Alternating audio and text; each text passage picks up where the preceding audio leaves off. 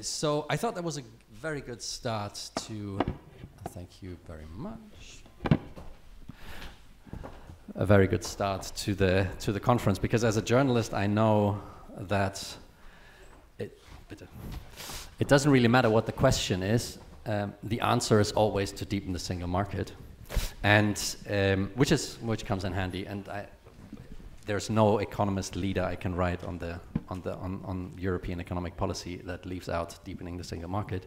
But what that means in practice, I think, is a bit more difficult. And so, thank you very much for these remarks to help us understand what the more optimistic agenda is.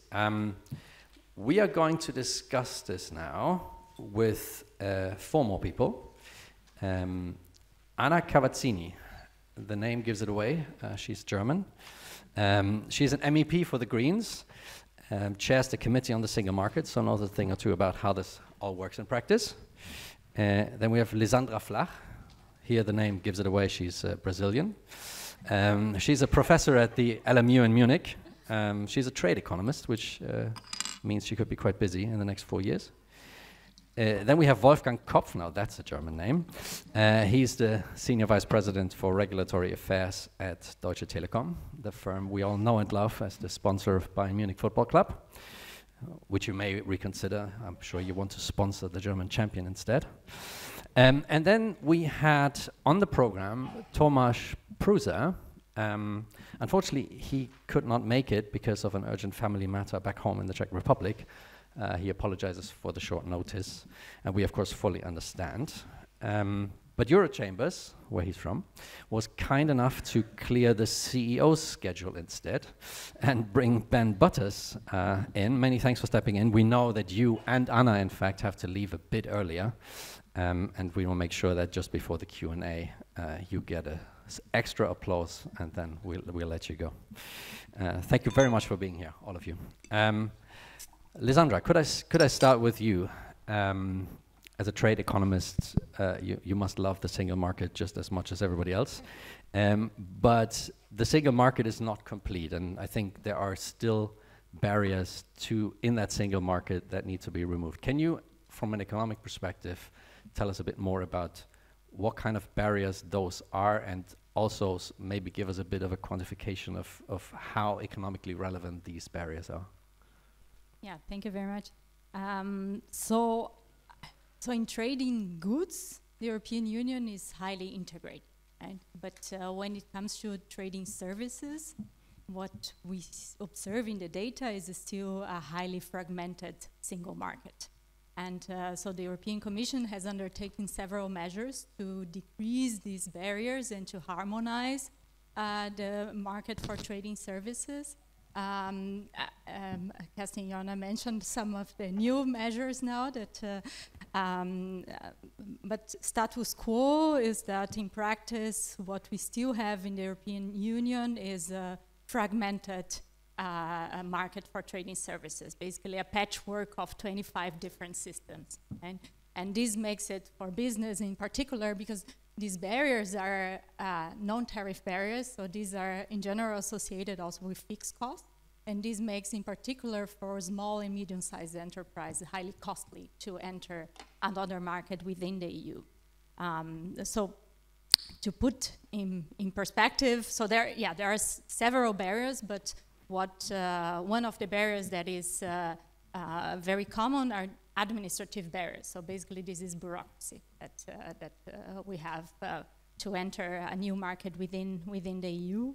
And indeed, in this study that also Clemens Fuß mentioned before, we have tried to quantify what would be the effect of decreasing these barriers. So what would be the economic effect of decreasing barriers within the EU, so between EU markets. So what would be the effect of decreasing barriers for trading services? And we observed that all countries within the EU would actually gain from decreasing barriers in services. And already with a 10% reduction in barriers, we would have large gains, which are about 0.5 of the value added generated within the EU. And these are long-term gains and permanent gains. So these are huge effects. And then for 25%, this is even larger. So we have 2.3% of value-added creation, which are, again, high numbers that would also increase the market power of the EU. Thank you very much. So these are quite large figures, and deepening the single market is an obviously good thing. And maybe I can follow up with you on this. So in general, from a perspective of a big country with big firms, with deep pools of funding to make use of a single market, I think the single market proposition is quite obvious. But then again, what are then sort of the political obstacles? From which corners of Europe do they come, in your experience? Where are the biggest ones, or what is sort of the background of these obstacles towards deepening the single market? Thank you so much for the invitation. I have to say that I'm very glad to be here and to flee this chaos in the parliament for 2 hours, but I have to go back at 3 to vote. So I think, and of course probably everyone will agree, and I'm sure you said it already, that the single market is the biggest strength we have, and especially in times where the world is also a little bit in chaos, we need to focus on strengthening the single market. But I think we have to do it in the right way and also learn from obstacles in the past. And probably I can bring 2 examples. One example is that when the Commission proposed the Bolkestein Directive back then, there was a lot of opposition. There was a lot of fear by citizens that, okay, probably liberalization is going too far. We also need to preserve the social model. So point being, we need to always also take the citizens along with us, and we need to make sure that any single market service liberalization whatsoever does not harm social, consumer, whatsoever environmental standards. And I think the second lesson for me is, you always have a lot of, especially also member states, you have a lot of council conclusions saying, we need to strengthen the single market. But at the end, when I look at some of the member states, we are for 15 years or 20 years talking about the capital market union, we are not advancing because the member states don't want it. When we look at the very concrete barriers that a lot of companies talk to me about, it's often member states that do not want to get rid of some administrative, whatever extra layers they had put in place. So there's a lot of Sunday speech when it comes to the single market, especially by the member states. But then when it comes to action, I think they're a little bit more afraid of a proper Europeanization. And last point, if you really read the Draghi report correctly, and I know everyone gets something out of the Draghi report, but for me the main message was we need a stronger Europe. We need to act more on a European level if we want to keep our strength and our competitiveness. So, but then we also need the political willingness, not only the Sunday speeches, to act more on a European level, more together. Thank you. Ben, is that roughly what you would also see as the main obstacles to deepening the single market? What is your experience? Well, certainly member states have a certain schizophrenia when it comes to the single market, and indeed there are a number of cases that we can all think of where in Competitiveness Council conclusions the terminology is very positive and encouraging, but then when it gets down to the nitty-gritty of actually following up on it, we find many shortcomings. I think there's a problem with continuity, political continuity. The politicians are always looking to the next elections, and the single market is a long-term project. So it takes some bravery and a slightly not self-harming, but nonetheless not necessarily the most beneficial politically approach from politicians at national level to embrace the single market and to really push for the kind of reforms that we need. We can learn a lot from the Services Directive. I tend to agree with Anna. I don't necessarily think I draw exactly the same conclusions. Of course, we need to take along citizens and maintain social cohesion and ensure that consumers are protected and that we pursue environmental standards. But we need to remove barriers as well. And what came out of the reversal of the initial approach to the services directive by Bolkestein has unfortunately meant that the services sector remains riddled with obstacles to trading across borders, and that hits hardest the small and medium-sized enterprises that tend to be our members in the chambers of commerce. So we do need to learn from the problems there. So a lot of the problems are political, but I also think on a very practical working group level, the member states need to do a lot better and be more ambitious. The Commission has done some great things in the past to coordinate officials to make sure that they can learn from each other and improve, but perhaps we need more and more of that in the future as well.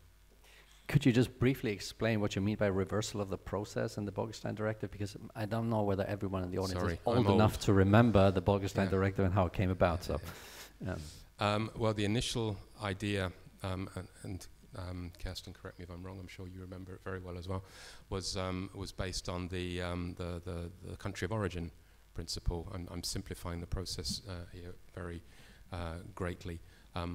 Whereby if a service provider is effectively considered fit for purpose to provide the service in his or her country of origin, then it should be assumed that he or she can do so in any other member state, and there should be no further barriers introduced. And what the European Parliament and the member states didn't particularly like that proposal, and it switched very much to a country of destination approach with a lot of discussions and caveats and nuances within that. But it just meant that the starting point was not one of innocent until proven guilty. It's much more guilty until proven innocent, I guess. Okay, understood. Kerstin, there's a microphone. Sorry, I stole it before. The obstacles that you've just heard, probably you agree with some of them. But is there sort of politically now a new urgency in overcoming, for example, the political short-termism or some of the sort of national neuroses when it comes to layering regulation on top of each other? Do you think, I mean, just following up on your optimism, because I think we all need a bit of that, is there an opening now? I don't know if it works. Yes, what we've done actually, I mean, there's something, I would call it cognitive dissonance in the member states. They want the single market, but not in their own country, because that's perfect.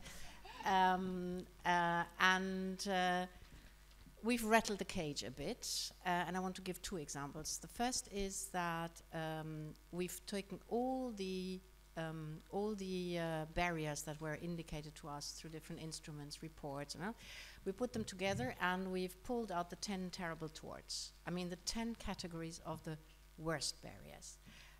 They're not only in services, they're even on products, when I think on labeling. And then we looked at the trend since 2020, and there's some, I mean, on the labeling, best intentions, everybody their own label, it's actually going up. So they want to,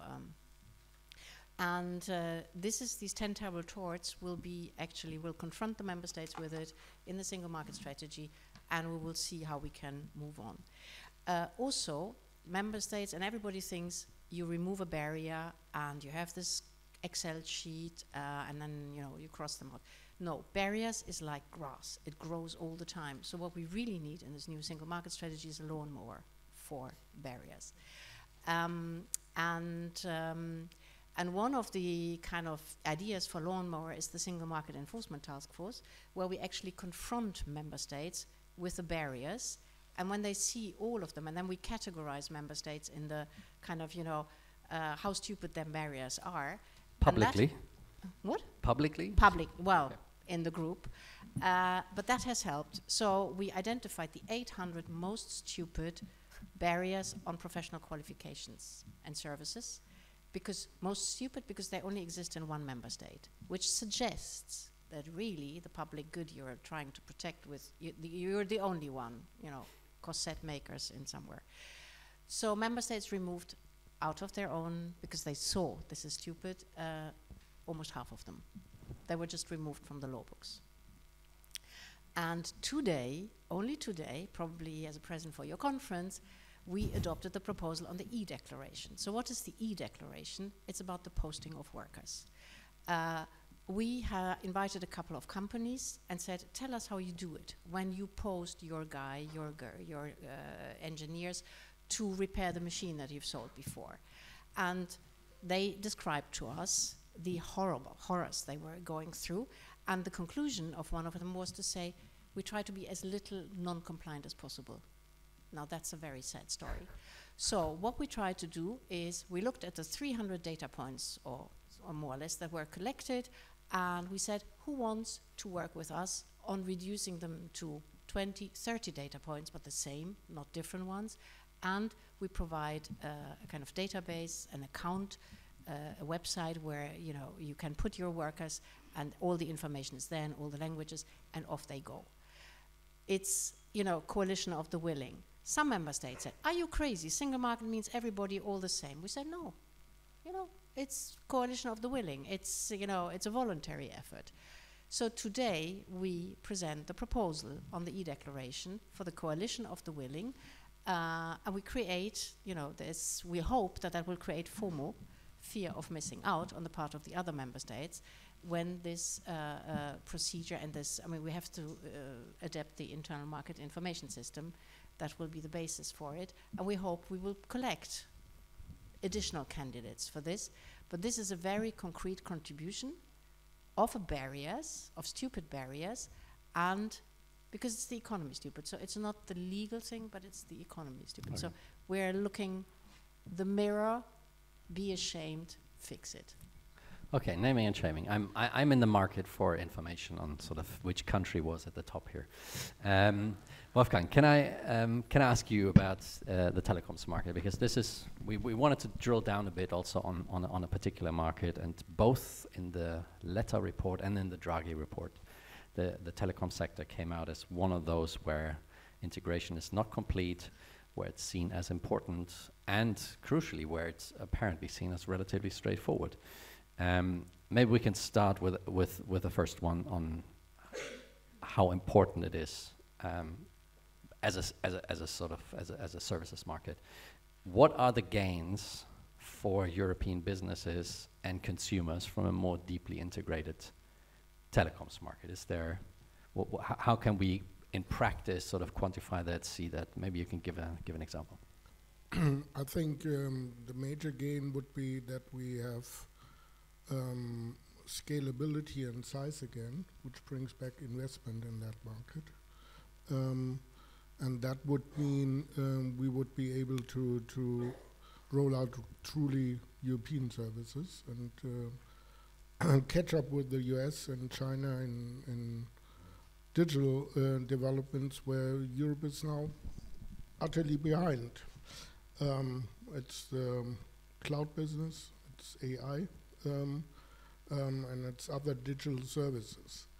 I think if you look at that market, it is in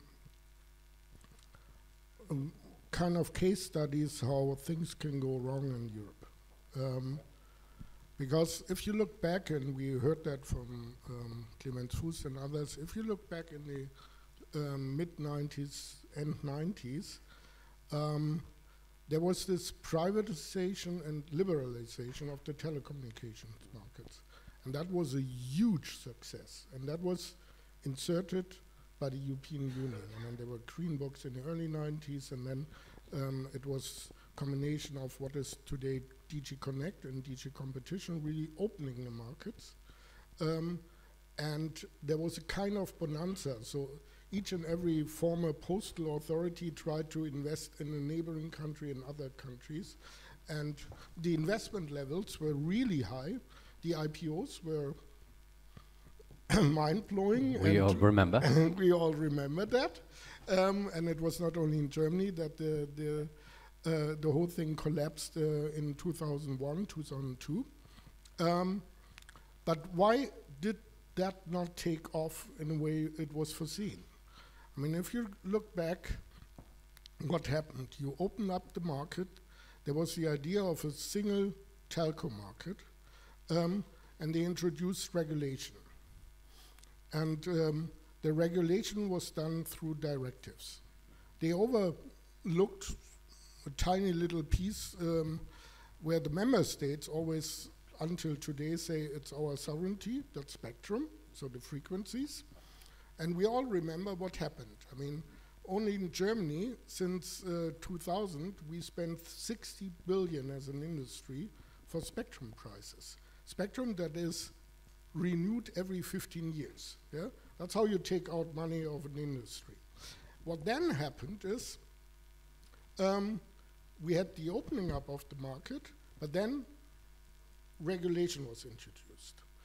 The kind of regulation conceptually, and there were a lot of economists behind, it was reducing the network effects, so that was access regulation, but there was also an awful lot of price regulation, which was even expanded to competitive markets like mobile, which were not formally monopolistic.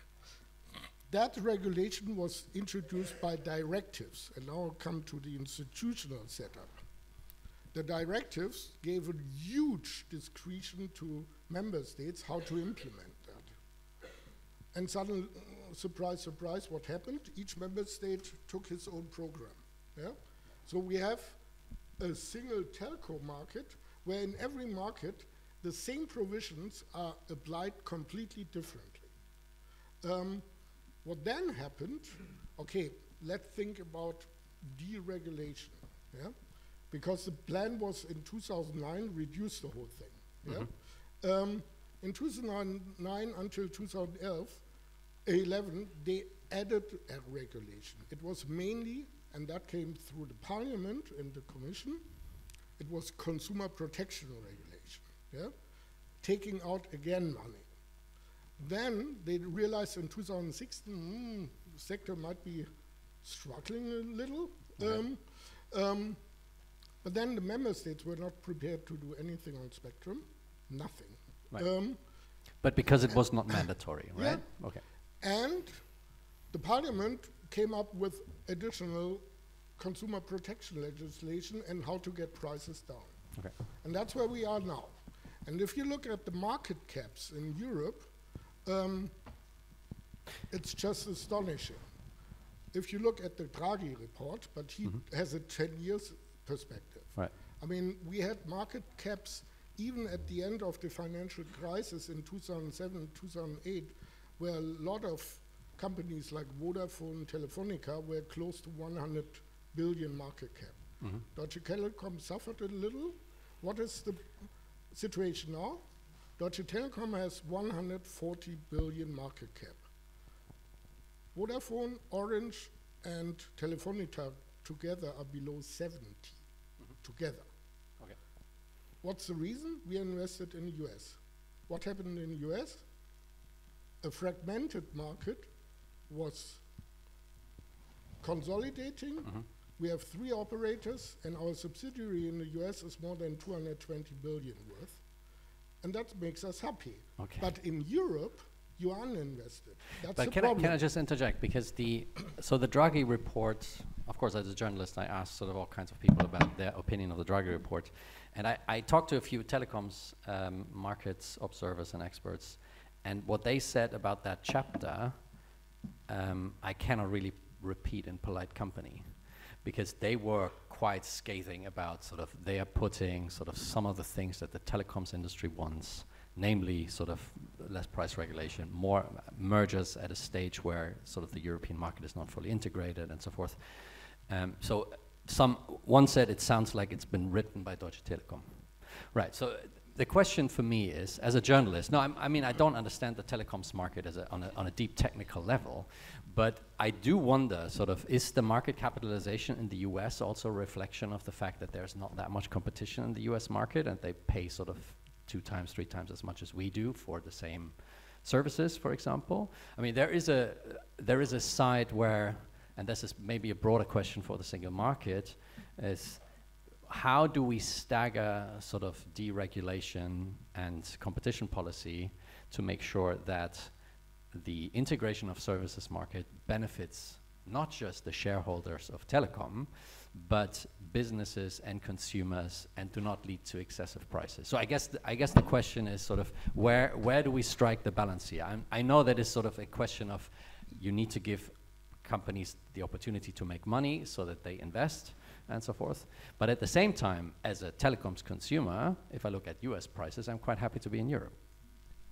I'm not sure whether you're really happy if you had the conditions and really compare US to Europe. Let me start with what is most urgent and most striking. That's 5G rollout. So the most modern mobile technology.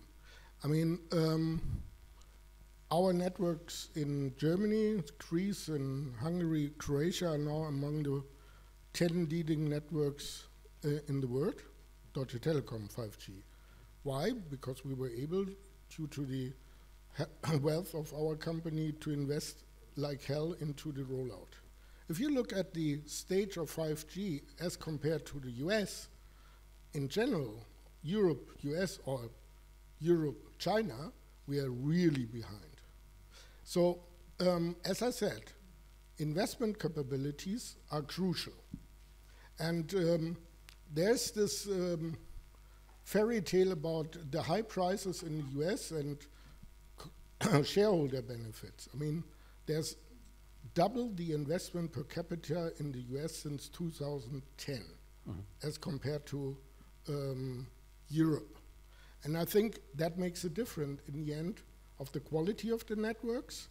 And what we are not looking at in Europe is quality competition and innovation. We are looking at price competition when it comes to regulation. Okay.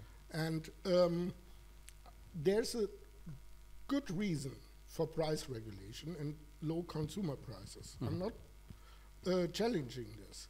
But if you only look at this, you get a result which is now seen all over Europe. The majority of European telcos do not earn their capital costs. I mean, that's a disaster. And have you looked at yesterday's Vodafone numbers? I mean, they have a 2 billion free cash flow. They cannot invest anything in Europe anymore. I mean, that is a situation for a sector which is really unhealthy. And just commenting on the Draghi report, I mean, why should I? Because I'm happy, yeah? Okay. Understood. Understood. But I think from a sector perspective, it's I'm talking here for others to a certain extent. Understood. Lisandra, you've looked at the services integration also by sectors. Are there any sort of that stand out where the integration or where the barriers are particularly high, or where the integration seems to be a long way off? Can you give us a few examples of services sectors where it's particularly difficult? Yeah, actually, we see barriers across all sectors. So they are present in all sectors, but there are some particular sectors where these barriers are particularly high. So, and for different reasons. So one example is actually legal services, where you have natural barriers such as language or the national legal system, right? And then you have air transportation, where you have also national concerns, and then we come to the willingness of member states to cooperate, right? Because there are some national concerns on security, for instance. So this is another potential reason why you have a lot of regulations in these type of sectors. Also, health is a sector that is where you have high regulations, health services. But what we also observe is also market structure, right? So market structure also plays a role. And in sectors where you have a high concentration, then these sectors, member states tend to be more protective. So this is also another feature that we indeed observe in the data. But yeah, across all sectors we do see barriers. There are some sectors where you have lower barriers. Surprisingly, actually, digital services, there are lower barriers, and this is also in part because of the nature of these services, right? Because you have they are easier to trade. But also there you have data protection rights and a lot of other things that are still not harmonized across member states. I see. Yeah. Kerstin, you wanted to come in on that question. Yeah. Please Two do. sectors we think is really important is engineering and planning services and architect services. And we believe that having the single permitting procedures increasingly with the member states for implementing and planning, we will need to focus on those and try to improve that. I mean, as an architect, for example, you have to take an insurance in every single member state where you work. However, we also have the renovation wave, 30 million buildings we want to renovate to make more energy efficient. That's knowledge that has to be transferred. And it's part of our work around the construction ecosystem to actually make that more dynamic, have more affordable housing. This is one of the new priorities. But you need the planning capacity. And a lot of companies actually that want to decarbonize their installations, they say, I have the money, I want to do it, but then the planning process and the engineers, the capacity to plan a direct reduction steel furnace, so this is where we have to improve and get the services, certain services, much more readily deployed. But the fact that we have the same permitting procedures may help us actually. I see. Anna, are you ready to take on the architects then? No, I'm just wondering, sort of, there are reasons why we want some kind of national regulation, because there's different consumer protection concerns, and I'm sure that the German architects will be happy to sort of agree to a sort of common license throughout and insurance throughout all countries. No, I'm kidding, but it's sort of, the question is, have we really taken this too far in terms of, national protection, national consumer protection, and so forth? And how easy do you think it will be to take on, for example, the architects, the engineers in this? Yeah, I think it makes really, really sense to look exactly at the type of barriers and not just say, okay, we want to get rid of all barriers and we need to liberalize all services. I think this will not work. When I talked about some examples where I think you need to bring the citizens on board, I'm thinking about short-term rentals. Every politician in this parliament I'm just coming from left to right, is talking about the problem that they're getting a lot of pressure from their citizens in the cities that they don't find affordable housing anymore because you have so much short-term rentals. Okay, we did the transparency regulation last term, but nevertheless, I think here we should clearly say, okay, the cities need to have the right to regulate and provide affordable housing for their citizens. And if here the Commission comes with infringement procedures or whatsoever and says, okay, dear local community, dear Barcelona, dear Amsterdam, you cannot regulate anymore, citizens will go crazy.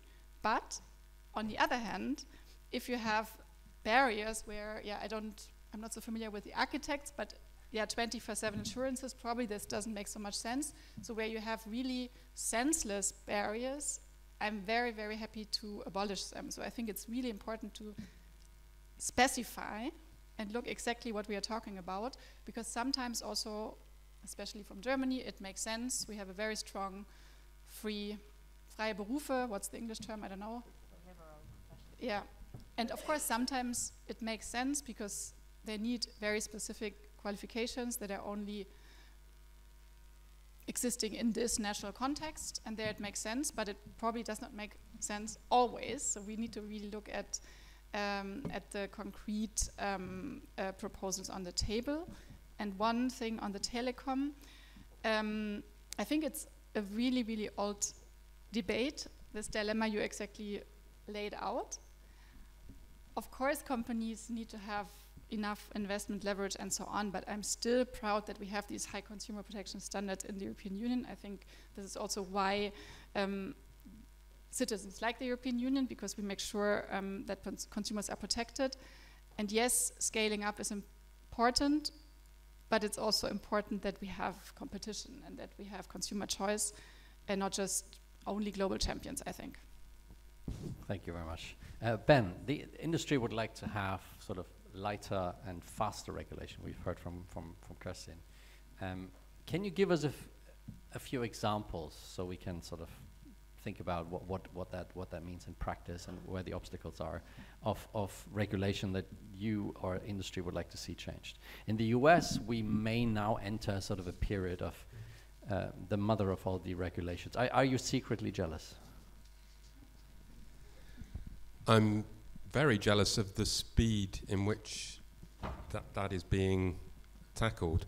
I'm not necessarily jealous of the way it will be tackled. The proof will be will reveal itself over the next few years, I guess. But the fact that Donald Trump was elected, 10 days ago? I can't remember now. It seems a lifetime ago, but was it a week ago? And already things are happening. Is in quite stark contrast to the fact that we at EU level have basically been in treading water for 10 months now, since the European Parliament went into recess before the European elections. Then we've had a period after the elections of formulating the new groups, the Commissioner President's guidelines coming out, the mission letters, now the hearings. And the hearings looks like, as Anna alluded to, from the fact that it's a madhouse at the moment in up the hill, look like they're going to take a couple more days as well. It's really not fit for purpose that we take effectively almost a year out of every 5 years to sort ourselves out for the next term. So I'm jealous of that, the speed with which they're able to move. Of course, we have to recognise that the EU project is incremental. It always will be. It always has been. But nonetheless, I think we should take a bit of a look at ourselves in that respect. To give a couple of examples, posting of workers is a good one. The fact that the declaration of posting of workers is being streamlined and made electronic is something that we very much welcome, but it's being resisted as well by some member states. I'm not totally up to date on it, but I know that a number of member states, including France, are not keen on this, and it just seems preposterous to us that an electronic declaration for posting of workers should be a matter of controversy between member states. And there is a lot of examples that reduce the mobility of workers, the recognition of qualifications, and of course I acknowledge that qualifications in liberal professions and other sectors do by definition differ in some respects, but let's enable the recognition of those qualifications to allow people to practice their professions in different countries more quickly than is currently the case. Thank you. Let's continue with a few questions on Trump and the US and how that affects Europe. Kerstin, I have to ask you the first sort of dedicated Trump question. You may not want to comment on the politics of another country, but maybe we can still think about sort of which parts of your job may be harder now and which parts of your job may be easier now in terms of the agenda that you have set.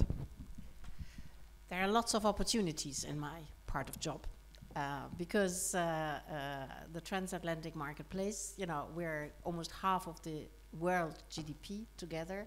We are 800 million citizens together. That's a huge market, and it's an opportunity neither side can actually, just obliterate. We have very integrated supply chains. We have a trade surplus with the US. We have first-class machines, cars that are pharmaceuticals that are being exchanged with the US. And I do hope that we will be able, it's the economy, stupid, on this vein, be able to continue to discuss and create opportunities for companies both sides.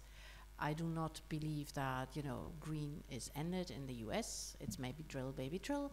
But, as the different slides also showed, there is, where's the next innovation? And I think in Europe, we actually offer these innovation that makes decarbonization efficient. It's happening here, and there is an interest also to invest in this, and it's opportunities for both sides. I'm also thinking about sort of the single market does have an external dimension in that third countries want to trade into it, need to comply with regulation. From Canada to Japan, Australia, countries may be more interested in deeper interactions with the EU now. But my sense is that in the EU, how we do policy we don't necessarily always take the external dimension into account when we design regulation. I mean, CBAM may be an example where we did, because of the very staggered implementation period, the consultation with others. One of the other examples is deforestation, where other countries complained that they were not consulted, and that makes their life a lot harder. So maybe, Anna, you can take that question, sort of, to what extent does European policy making on the single market need to take more account of the fact that we also depend more on third countries now, given that the world is a much more dangerous place?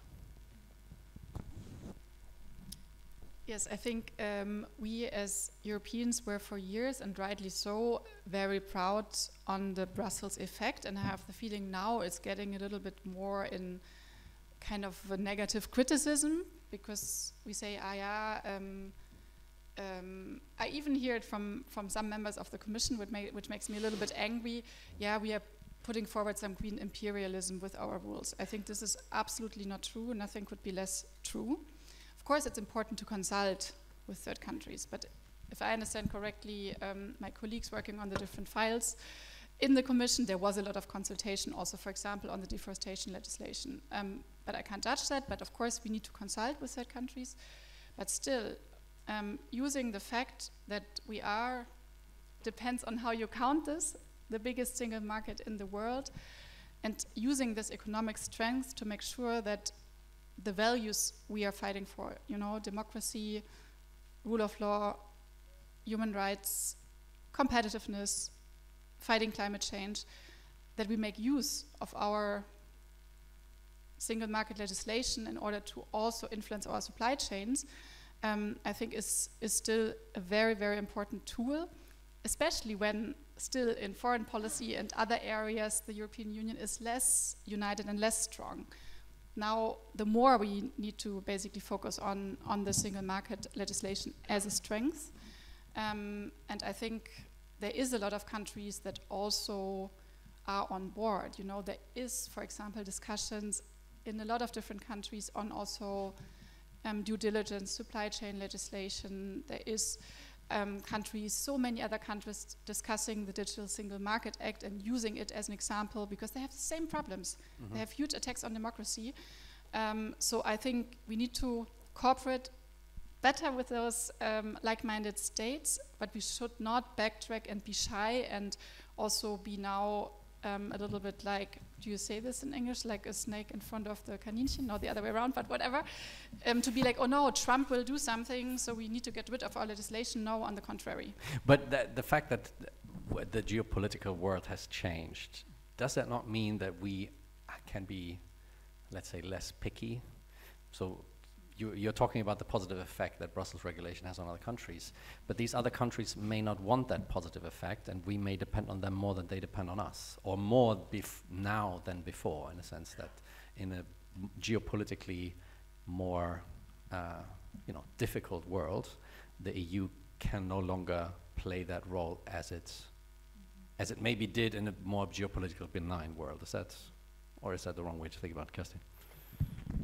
I mean, take our raw materials policy. We don't have raw materials, at least not a lot, but we have a huge demand. So that's why we've built this new format. I call them the speedboats in trade relations, and that's totally the external part of the single market. Because if we have the demand and we need the supply, on raw material partnerships, 14 we have, and it's really about the business case, building a business case our side with reliable, sustainable raw materials, and the countries, the resource-rich countries, with developing their economy.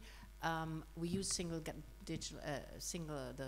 global gateway to build the infrastructure to actually ship the raw materials. We transfer the technology to take them out in a sustainable way. We train the workers on place. We create jobs over there, and it's a win-win. In the 170 proposals for strategic projects under the Raw Materials Act, the first call for action, 40 are actually, out of 170, are from our partner countries. And this is the kind of external dimension of the single market. You cannot have economic policy in the single market which only looks inside. Okay. As I said, we're exporting. So we need to leverage not only our size, our respectability and and predictability in terms of the legal system, despite what you say, Ben, but still it's predictable, but also the demand power that we have. And then you have a business case that covers, several jurisdictions. So I think that's the future, external effective single market. Lisandra, can I come to you? Wolfgang, I will come to you after that. Overall, the trade impact of what's happening in the US globally could be quite severe. As a trade economist, have you sort of thought through the implications of a much more protectionist Trump administration? And sort of, do you have, as an economist, any recommendations of how European policymakers should be responding to a much more protectionist US? Yeah, so actually, in fact, we have quantified the effect of the Trump tariffs, sorry, for the German economy. So what would be the effect of a 20% tariffs against all US partners and 60% against China? And we show that German exports to the US would decrease by 15%, and Germany would increase exports to other partner countries, but this is not enough to offset this negative effect. And exports to China would also decrease by 10%, because China then becomes also less competitive, and Germany is an important supplier of intermediate goods for China, so you would actually lose directly but also indirectly from the Trump tariffs. Plus, China would also export less to the US, meaning that it would divert exports to other trading partners, meaning that also the EU and Germany would also receive more of Chinese goods. And then I think it's an important discussion on, we have been discussing about dependencies, and so then it comes to the question, what does it mean for the dependencies in now talking about trading goods? And there are several ways to respond to that, and one way is, and I think there's great instruments at the EU level, such as the anti-coercion instrument, so having instruments or credible instruments to retaliate, but other instruments are basically looking at your own strengths, and then so how to make the EU market more attractive to US firms, so that US firms do not have, so that the United States does not have the incentive to increase protectionism against the EU. And one way to increase the attractiveness of the EU market is exactly by making the EU market stronger, right? Making the market power of the EU stronger. And so we have been discussing about trading services, and actually in our study we show that this is one way of making the market power of the EU larger, right? So you basically, by reducing these barriers, it would make the single market stronger. What is also interesting is that not only the trading services, this sector gains, but also the industry. So manufacturing industry also gains from a liberalization in services due to these spillovers between services and goods, right? In a car, you have so many services like software, engineering, design, and so on, and distribution, and so embodied in a product. And so also we also see that the industry, the manufacturing industry, would also benefit from that. So these are other ways, but there's also another way, the last one, would be then also by increasing the network of trade agreements. And I think these we have been moving relatively slow in this dimension. Wolfgang, the technology used by European telecoms firms is in part from China, and we all know the discussion about whether that needs to change, and the incoming US president may have very clear views on that. Now, what both Kerstin and also the Draghi report suggested is sort of that in some technology areas we need to be concerned about developing our own technology in this, not just domestically, but also to push European technology into third markets. More as an economist, I'm a bit skeptical because we are paying higher prices for probably poorer technology, but national security aspects, of course, are crucially important. The question is not where do we strike the balance there, and is it true that we need sort of European technology for European telecoms firms? I think we, in telco, if you look at the basic network technology, we're still quite strong in Europe with Ericsson, Nokia, and some smaller companies. The Chinese put an awful lot of money in developing Huawei and ZTE as a competitor worldwide, and Huawei is kind of technology leader in many aspects.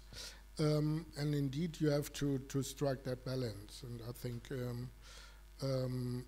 you got to get rid of any Chinese equipment which is in security-sensitive areas. I mean, there's no doubt. I think that's nothing one needs even to discuss or whatever. So that's the core network of any network. It's bigger parts of the mobile network.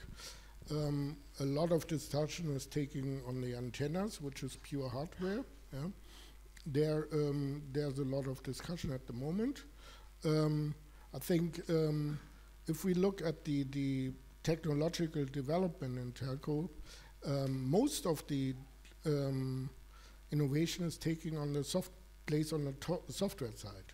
And there we have a problem in Europe again, because the next mobile technology, which is due to be introduced not as 6G, that's a standard, but the way we operate antennas, it's called Open Radio Access Network, ORAN, and that's all software-based. And the software developments are taking place mainly in the US now. And that's to me a big risk, because then we just exchange one dependency to the other. That's why we are investing like hell as Deutsche Telekom now in even doing our own software development, also using an AI, by the way. And that was also the core of the agreement with the Bundesregierung last year, where we agreed to develop the decisive software stack for Open RAN. But let me go back to this discussion we just had on general reaction to the US developments. I mean, maybe I'm over doing it, but I'm hearing again much too much about exporting regulation. I spent last week in India. It's just 1.3 billion people, and it's the largest democracy. Sorry to say, but nobody in the government there cares about European regulation and the export of that. Yeah? That's, by the way, Global South and stuff.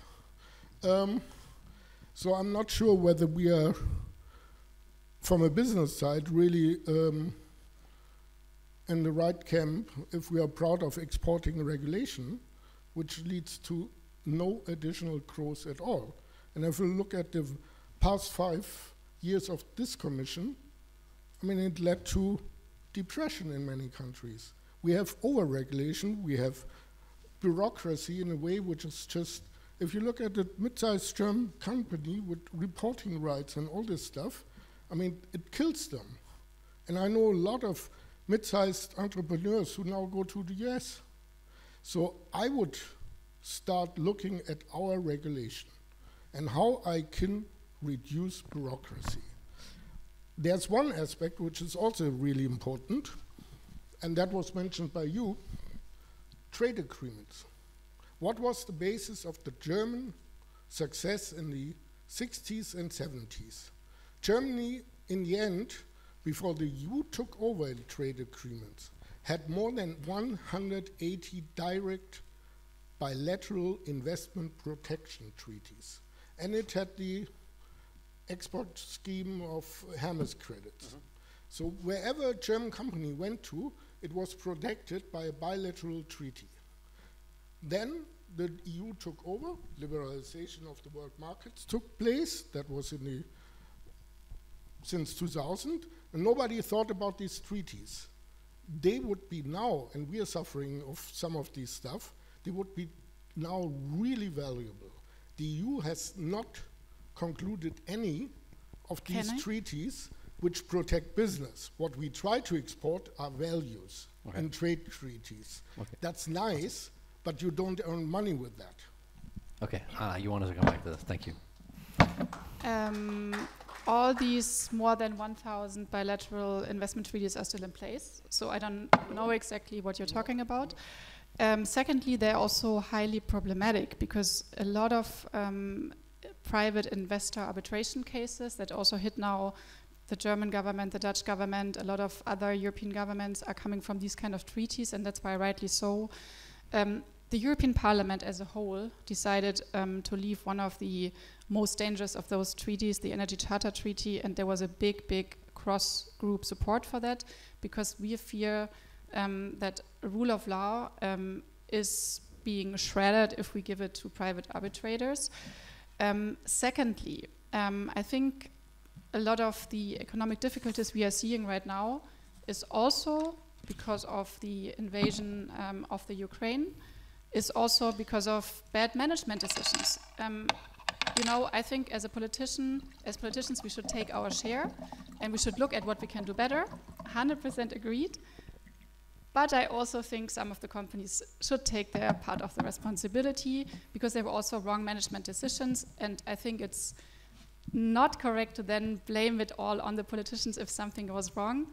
I think what is also, and this is my last point, really good about the Draghi report is that green technologies, the Green Deal, is the cornerstone of our competitiveness, and if we do it right, will also stay the cornerstone of our competitiveness. Thank you, Ben. Before we come to the Q&A, and you can already think about the most challenging question that comes to mind to any of the panelists. Ben, maybe the final question to you.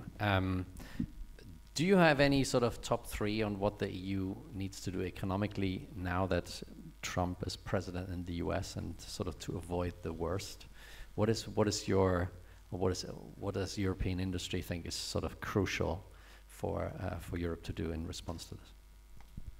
We yesterday published our annual economic survey in which we ask entrepreneurs what they expect in the year ahead in terms of domestic sales, export sales, employment, investment, and we try to gauge the general business confidence, and we also ask what the major challenges are for the year ahead. So I think that gives me some elements to answer that question. The top challenge identified, well, the top two both relate to labour, the cost of labour and the availability of people with the right skills for the workforce, for the employers.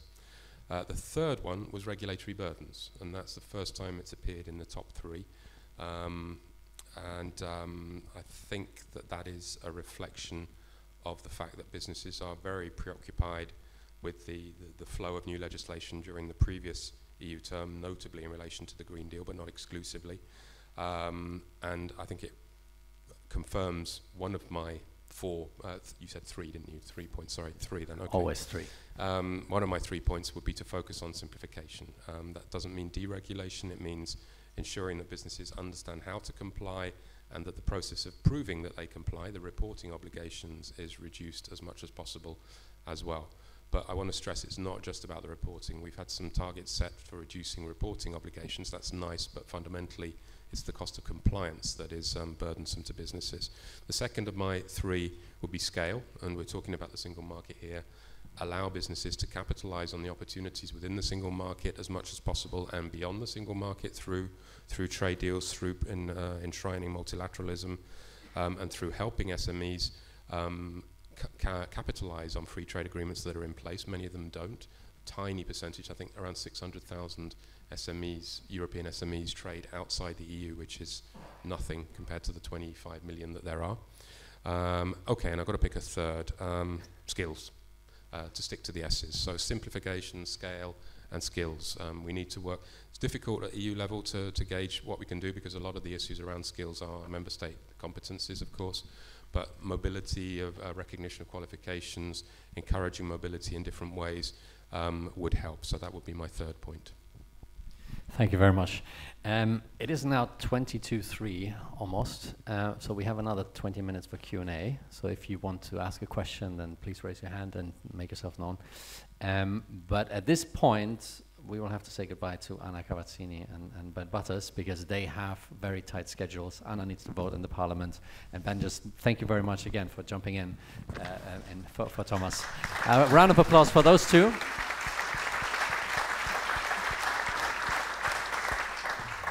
Thank you very much. And I think I take a few questions and then give them as a block to the panel. Daniel has raised his hand first. You will hear him later on the panel, but he is dying to ask a question, so please do. Can you bring the microphone right to the front row, please? Thanks. As you know, I'm a veteran of Brussels and in that sense also of the internal market. And I remember the time when the Commission was trying one by one, going sector by sector, in the goods sector at least, to do one directive after another. And the turning point came when we had basically the mutual recognition and then the package deal. And that was in a sense tried with the services, and we talked a lot about how incomplete the services market is. Then that failed basically because of two issues. One is consumer protection is very much national. And then at the time, we had still very large differences in salaries and social conditions across East and West, basically. The second element, I think, has not disappeared, but it's much less relevant today. So that was fear of dumping, right? And I think that is much less an issue now. But what remains is of consumer protection. Hence, my simple proposal is, let's not ask member countries not to do Sunday speeches, because they will always do them, right? They don't have an incentive. Could one not just propose that the country of origin principle is applied in all services delivered to business? Very simple, across the board. You don't need to have agreement on hundreds of different things. And the reason is there's no consumer protection involved there. And in one go, you could eliminate a lot of the barriers that probably you measured and could have a considerable jump in efficiency. Thank you very much. And there was a question right at the back there. Maybe you can state your name and your affiliation. Thank you very much. Leon de Graaf from Sustainable Public Affairs. I have a question for Ms. FLACH. You alluded to, with the Trump administration, there will be implications for maybe dependencies on Europe. Simple question. Do you not think that the Trump administration is going to force Europe to become a lot tougher on China? We've seen it in critical sectors such as 5G, such as semiconductor industries. More and more sectors are becoming critical industries. So don't you think, and also he has now appointed Marco Rubio as Secretary of State and Mike Waltz as National Security Advisor, China hawks. Don't you think that, yeah, that's my question, that the EU is going to be forced to be a lot tougher on China? Thank you very much. I think these are two excellent questions, so let us start with those. Lisandra, do you want to start? Thank you. Thank you. Yeah, so starting from the question on China, so yeah, definitely. This is, Trump would require the EU to position, to have a heavier stake on how to deal with imbalances with China. And then it's clear for Germany, so last year we have shown, what would be the effect of fragmentation. So when it comes to a world where you have a geo-economic fragmentation, and certainly the costs for Europe will be huge because the United States and China are the key or main partners for European Union.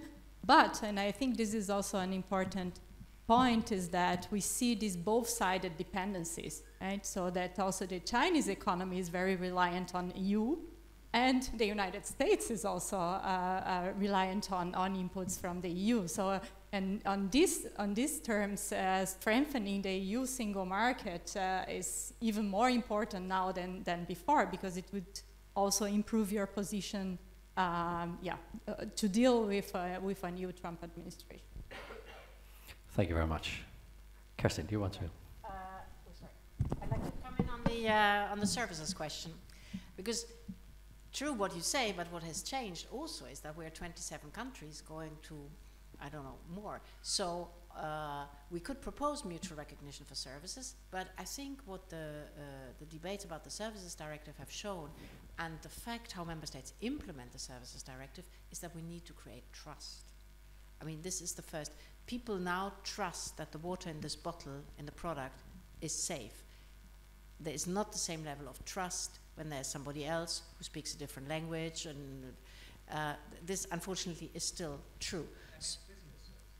Yes, business services, but business services, you know, an architect building a factory still is an impact on people running around the factory or the shopping center, for example. So that's a business service.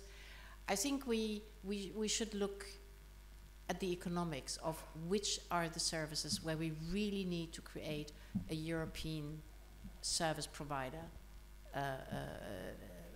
level playing field, because the knowledge and the innovation that's kind of necessary to absorb is so important, and that's why the architects and the planners, the engineers of these new installations and new buildings, that's one of these sectors. I think sector per sector approach will be able to create the trust that goes around it. We'll be able to build on other, you know, the legislation we just have on construction products, which is a lot about services, you know, sensors in the building materials.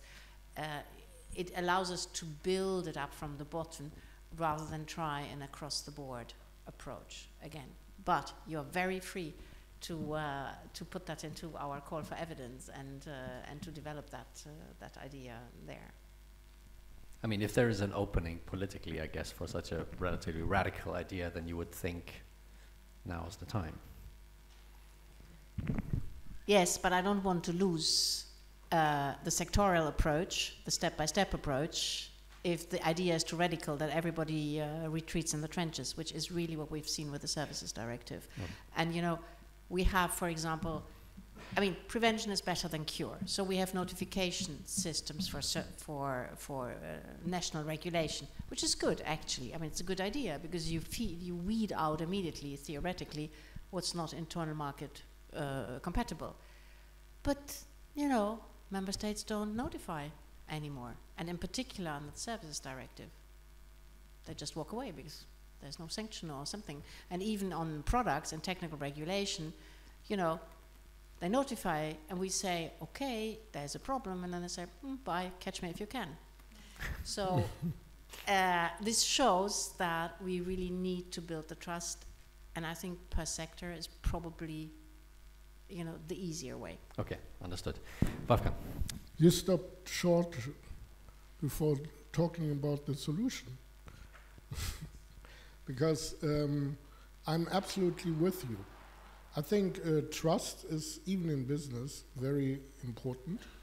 And answering your questions, I mean, in our sector, we have some really bad examples. Take the GDPR. We had an Irish regulator, even at the beginning of COVID, advertising outside the EU, come to us, we are not executing. Yeah? I mean, this is, sorry, it had a huge impact then inside the Commission, but that is one of the worst examples. Where is big tech? Where's Vodafone? Where's Meta? Where's Amazon, Microsoft, Google? They all sit in Ireland. Yeah, I mean that's a very good example of what can happen. I think what we need is we need to really reduce the overall regulatory burden, but then go to harmonization by regulation. And there I see a bigger role for the EU Commission in oversight. Let me maybe ask you. If I may, oh yeah, sure, of course. If I may just say, yeah. The problem we have today for market surveillance in general is that you have the customs authorities, who are finance ministry, men in boots, military instruction, and the market surveillance authority, you know, a colorful lot of 1,000 authorities or so, and they don't work together, they don't speak together. So now we propose that on the customs side, actually we put it together, because our borders first line of defense, so that we put the border, the customs agency, that we put them all together. And now member states are pushing back. But And then they're also pushing back to organize actually a conversation between the market surveillance authorities and the customs authorities, because if they don't work together, things come in and then nobody knows. And today in our regulation, mea culpa, and we have to take that on us, is that a product definition, description in the customs language does not correspond to the market surveillance language. And of course they don't talk to each other.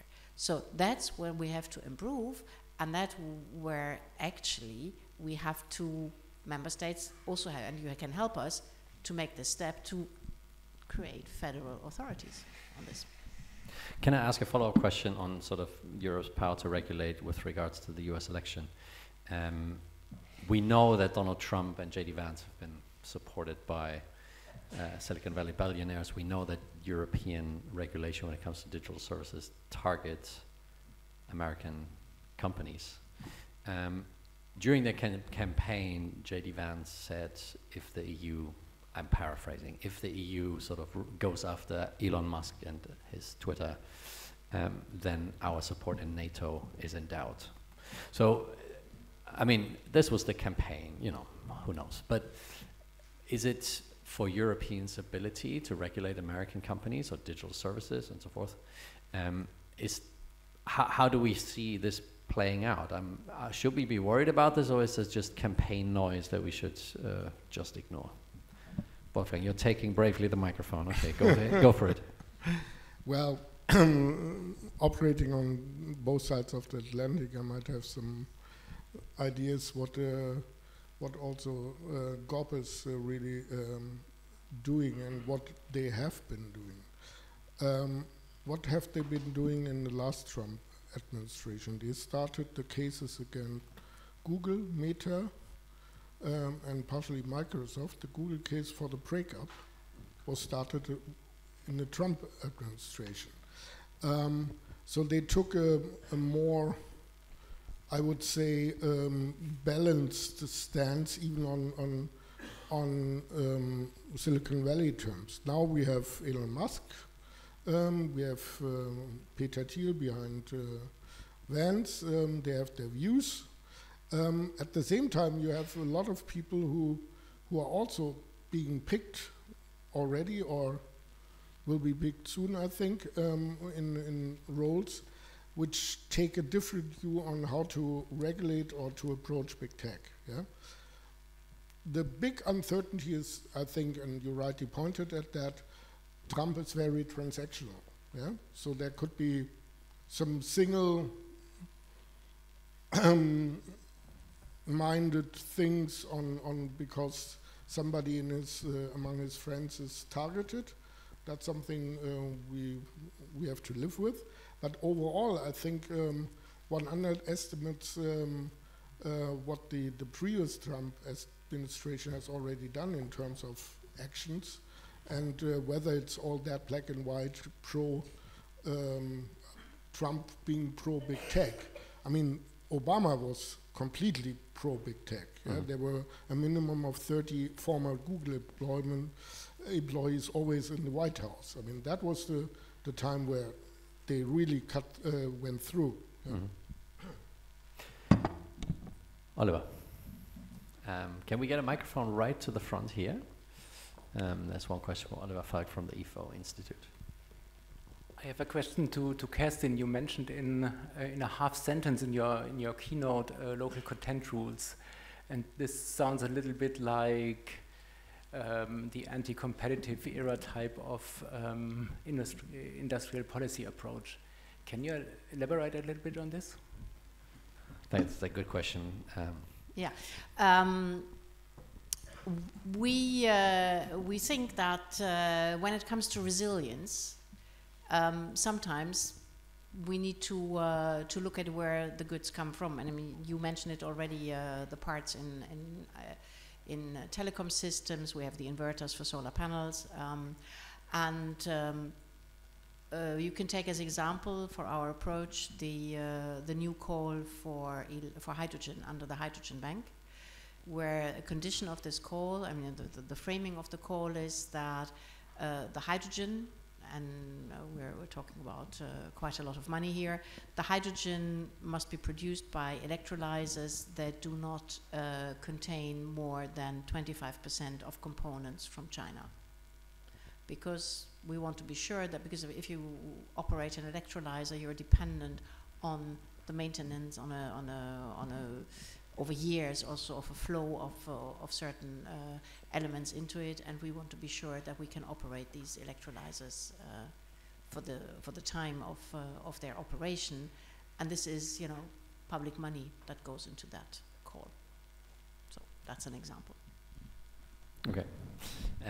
Maybe I asked the final question then, and this is one that has been sort of on my mind whenever I talk about the single market, and that is SMEs. I mean, SMEs come up everywhere. Politicians absolutely love them. Their importance is probably exaggerated, economically speaking, both in terms of growth or in terms of innovation. But I understand the political appeal, of course. On the other hand, a larger, more deeply integrated single market creates scale, and hence also scale of companies, right? So how do we think about a larger single market beyond the politician speeches? Sort of, how does a more integrated single market really affect SMEs? I mean, the pressure for SMEs to grow, for example, must be quite strong because they want to take advantage of that increasing scale, which means we will probably see others going under. We will probably see consolidation among these SMEs.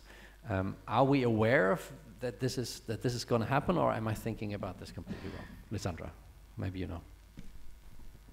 Yeah, so on SMEs, I think 2 points. First, inside the EU and then outside the EU. I think inside the EU, what we have discussed about trading services is crucial, right? Because for SMEs, one big barrier are these so-called fixed costs.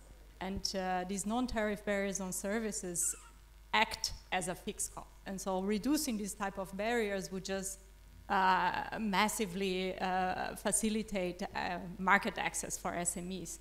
Now, outside the EU, you also have the fact that trade agreements do not really work that well for SMEs, right? So making trade agreements work for SMEs is also crucial. So I think there is the aspect of inside the European Union, but also how to make trade agreements with third partners work. It would also help SMEs grow.